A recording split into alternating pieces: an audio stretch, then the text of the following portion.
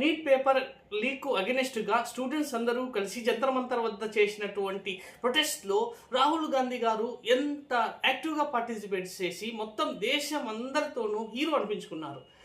మరి అప్పుడు అధికారంలో ఉన్న పార్టీ ఏది? బీజేపీ. మరి ఇప్పుడు జార్ఖండ్లో జరుగుతున్నది ఏంటి? జార్ఖండ్లో వివిధ రకాలైనటువంటి రిక్రూట్మెంట్ ఎగ్జామ్స్లోని అవకతవకలకు అగెనెస్ట్గా స్టూడెంట్స్ చేసినటువంటి ప్రొటెస్ట్లో కూడా స్టూడెంట్స్ను అదేవిధంగా లాఠీచార్జ్ చేస్తూ అదేవిధంగా టియర్ గ్యాస్ ఉపయోగిస్తూ చేస్తున్నారు. మరి ఇక్కడ అధికారంలో ఉన్న పార్టీ ఏంటి? కాంగ్రెస్ సపోర్ట్ చేస్తున్నటువంటి జేఎంఎం, జార్ఖండ్ ముక్తి మోర్చా. మరి ఇక్కడ కాంగ్రెస్ ఉంది కదా, మరి రాహుల్ గాంధీ గారు ఎక్కడ వెళ్ళారు ఇప్పుడు అంటే మనకు అర్థమవుతున్నది ఏంటంటే, తాత్పర్యం ఏంటంటే, ఏ పార్టీ అయినా అధికారంలో ఉంటే గన ఇదే విధంగా చేస్తుంది. ఏ పార్టీ అయినా సామాన్య జనాన్ని ఎరిపప్పలను చేసి లబ్ధి పొందడమే. అంటే మీరు, నేను, మనల్ని ఎరిపప్పలు చేసి ఈ పార్టీ వాళ్ళు లబ్ధి పొందుతారు. కానీ అధికారంలోకి వస్తే ఏం చేంజ్ ఉండదు. ఏ పార్టీ అయినా అంతే.